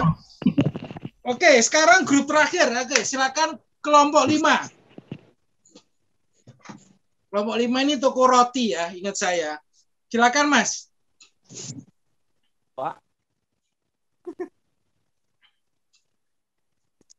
Halo, kelompok 5. Ya. Akan dibantu dengan Ibu Setia, Pak, untuk presentasinya, Pak. Ya, oke, silakan.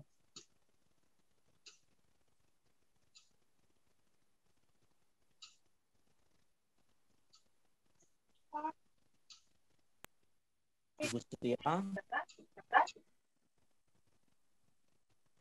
Halo, Ibu Setia. Halo, selamat malam semua. Selamat malam, Kak Setia, silakan. Selamat malam. Iya, ini kelompok 5 toko roti ya. Untuk langsung saja, untuk pelanggannya itu untuk fungsi utamanya Segmen itu dulu, Mbak. Siapa yang dituju, segmen Mbak? dulu. Oke, Ya. segmennya semua kalangan umum, pekerja kantor, pabrik dan anak sekolah. Terus untuk ini sudah rada banyak berubah ya dari diskusi kita tadi ya? Iya, saya pindahkan ke yang ini. Yang ini apa, Bu? Sorry. Saya pindahkan ke yang ini, yang tabel yang hari ini. Oh gitu. Bisa lihat di sharing saya. Oke. Bentar. Nah, itu udah aku itu semua sih, Bu. Ini untuk fungsinya itu tempat santai, nyaman. Jadi toko bakery-nya itu juga selain bisa beli take away, itu juga ada layanan dine-in. Jadi santai untuk ngopi, ngeteh sambil makan roti gitu bisa. Terus untuk emosinya ini tuh, emosi pelanggannya itu pastinya kalau roti itu ya bisa mengganjal saat lapar ketika nggak sempat makan. Oh pas jalan, oh iya ini toko roti yang lagi viral itu, yang terkenal itu, tak mampir ganjel sekalian kayak gitu. Terus mungkin juga karena kita juga memasarkan di Instagram, influencer, itu jadi rasanya, oh ini toh roti yang sempet hits itu, oh memang rasanya enak kayak gitu. Terus untuk kelebihan kekuatannya bisa langsung dimakan. Iya pastinya roti bisa langsung dimakan ya. Halal, bener Nggak halal. perlu di oven dulu ya. Maksudnya kalau sudah masuk ke tokonya itu ya bisa langsung dimakan kayak gitu. Terus packagingnya itu bagus, bisa custom. Jadi kekinian gitu. Jadi kalau mau dibawa ke misalkan apa itu hantaran, terus mau ke calon mertua atau rumah pacar kayak gitu nggak malu-maluin gitu loh. Terus harganya terjangkau. Terus kalau misalkan untuk hantaran nikahan atau lamaran itu ada free desain kemasan kayak gitu. Terus biasanya yang dikhawatirkan oleh pelanggan itu kesakitan, kelemahan kebutuhannya itu produknya tidak tahan lama. Biasanya kalau roti itu kan paling 1-2 hari kayak gitu ya. Di sini untuk pengembang kelebihannya itu harganya terjangkau, mungkin juga kita bisa ngasih diskon. Terus kayak membership, misalkan kalau untuk sekolah-sekolah, kantor, misalkan kalau kantor ada meeting mingguan atau bulanan itu kita nawarin, oh ini loh ada membership, kalau kamu setiap kali meeting kamu pakai jasa, pakai toko kita ada harga khusus gitu. Kalau misalkan sekolah-sekolah itu kalau ada acara wali murid atau pembagian rapot itu kan pasti ada konsumsinya snack gitu kan ya. Itu kita kasih penawaran yang bagus kayak gitu. Terus untuk penyembuh kesakitannya itu produk yang ketakutannya kan produknya nggak tahan lama ya. Jadi untuk penyembuh kesakitannya itu roti kita itu bahan-bahannya fresh, nggak ada pengawet. Cuman kita ada satu rahasia khusus, nggak pakai pengawet itu bisa bertahan sampai 2 hari. Jadi misalkan habis beli terus lupa masih di mobil gitu ya atau di tas itu, oh aku masih punya roti, oh masih bisa dimakan, expirednya masih lama kayak gitu Pak. Terus untuk produk dan layanannya itu fresh 1 kali 24 jam dan tadi ada yang khusus bisa tahan sampai 2 hari itu, terus halal, packagingnya bagus, bisa custom, terus kita juga banyak variasi, bisa untuk tumpeng yang kue gitu, kue tradisional bisa, kue kekinian ada, terus kuenya itu fresh, jadi dapurnya itu ya jadi satu sama outletnya kayak gitu. Seperti itu sih kurang lebih. Nah masih perlu banyak revisi ya Pak ini ya. Nanti mungkin di pertemuan ke depan bisa lebih diperbaiki lagi seperti itu. Oke. Sudah? Sudah, terima kasih Pak. Oke, ya sebentar ya. Kita beri applause dulu buat kelompok 5 ya. Ditahan screen ini saja, kita mau mendiskusikan lebih rinci dan sekaligus juga nanti untuk menutup kuliah kita malam ini. Nah, teman-teman, kita ulangi lagi pemahaman kita di depan tadi ya, bahwa bahwa penyembuh rasa sakit ya, penyembuh rasa sakit itu didesain, dipikirkan, dirancang untuk apa? Untuk mengcounter rasa sakit yang sudah kita identifikasi. Contoh, misalkan tadi berkaitan dengan rasa sakit tentang kekhawatiran prosesnya yang lama. Maka penyembuh rasa sakit yang kita desain adalah bagaimana supaya prosesnya akan cepat gitu ya. Prosesnya akan mudah, prosesnya akan lancar supaya kekhawatiran atau kesakitan tadi bisa terobati. Misalkan rasa kesakitan tentang harga atau tentang keberatan dari sisi keuangan. Maka obat yang kita rancang adalah periode pembayaran yang fleksibel. Misalkan bisa dicicil setahun gitu ya. Misalkan bisa diangsur sekian lama. Oke ya, jadi kita mendesain sesuatu itu untuk mengobati rasa sakitnya. Nah, sama juga dengan yang atas, pengembang kelebihan atau booster. Itu didesain supaya dia memenuhi ekspektasi dari pelanggannya yang sudah kita identifikasi di gambar yang bulat tadi, bulat yang atas gitu ya. Jadi supaya apa? Supaya sinkron ya. Nah, teman-teman, ini memang yang sering terjadi di dalam kita mendesain. Jadi apa obatnya? Obatnya adalah ketika kita sudah memappingkan poin-poin itu, coba dirasakan. Dirasakan sekali lagi. Apakah kesinkronan itu sudah tercipta dengan baik gitu ya.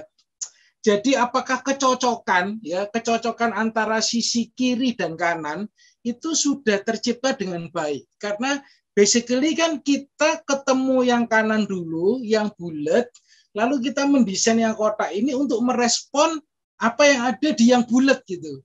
Jadi usahakan teman-teman menilai ketika selesai itu sinkron apa enggak. Oke ya. Oke. Terima kasih untuk atensi dan partisipasi dari teman-teman. Saya yakin teman-teman sudah capek gitu ya. Sebagai konklusi dari kuliah kita, ya, 2 kali kuliah kita, ini materi yang bagus, yang powerful, ya, biasanya kalau materi ini ditrainingkan kepada pebisnis atau kepada perusahaan, materi inilah yang seringkali dipraktekkan lebih dulu ya. Materi ini yang seringkali dipraktekkan lebih dulu.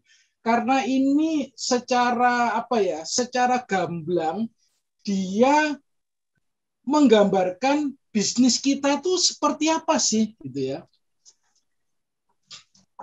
Jadi teman-teman bisa menyempurnakan ulang bisnisnya dengan dua alat ini. Jadi sebenarnya ini adalah tools ketika kita satu memikirkan ide bisnis baru, berarti kita memulainya dengan mendesain sebuah value proposition, kemudian kita melengkapinya dalam sebuah bisnis model yang lebih luas. Ini kan bagian dari ini gitu ya. Karena di business model generation ini ada yang disebut dengan value proposition design. Ini adalah panggungnya gitu. Sedangkan ini adalah cara kita mendesain panggung. Kemudian seringkali ada pertanyaan begini, Pak, kita mulai dari mana dulu? Dari value proposition, kemudian mencari customer segmennya, atau sebaliknya, kita punya pelanggan, kemudian kita mencari produknya atau jasanya. Dari banyak diskusi, ya, jawaban teoritisnya adalah bisa kedua-duanya. Bisa dari produk, kemudian dicarikan pelanggan yang cocok, atau kita punya pelanggan dulu, kemudian mencari produk apa yang kira-kira match dengan pelanggan yang sudah kita punya. Jawaban teoritisnya bisa dari dua, tetapi menurut pengalaman saya akan lebih mudah kalau kita sudah punya basis pelanggan dulu, ya, karena mencari basis pelanggan itu juga tidak mudah gitu. Setelah kita punya basis pelanggan dulu, kemudian kita memikirkan kebutuhan di basis pelanggan itu apa sih? Kemudian kita pikirkan dengan value proposition design. Oke ya, terima kasih. Waktunya sudah 9 kurang 10 menit. Sekali lagi saya mohon maaf, senang sekali saya bisa hadir di ruang kuliah Anda, teman-teman. Semoga sukses buat teman-teman dan bisnis teman-teman. Oke ya. Ya, terima kasih. Selamat malam. Saya kembalikan ke Mas Ical. Silakan Mas Ical. Ya. Terima kasih Pak. Terima kasih Pak. Sama-sama. Terima kasih Pak Tony.